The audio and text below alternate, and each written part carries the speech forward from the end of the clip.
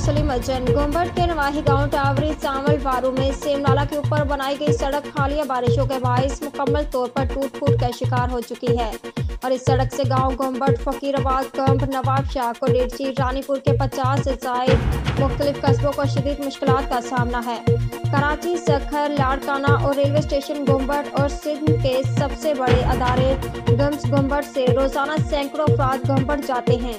स्कूलों को जाने वाले तलबा इस सड़क से गुजरते हैं, जबकि हालिया बारिशों से इस सड़क के दोनों तरफ टूट फूट का शिकार हो गए हैं और सड़कें टूट फूट के शिकार हैं। सड़क पर गाड़ियां और मोटरसाइकिलें मिस हो जाती हैं और ट्रैफिक इस कदर मसरूफ है कि यहाँ के जिन्स फरोश सब परेशान हैं और गन्ने की ट्रालियां भी नहीं गुजर सकती।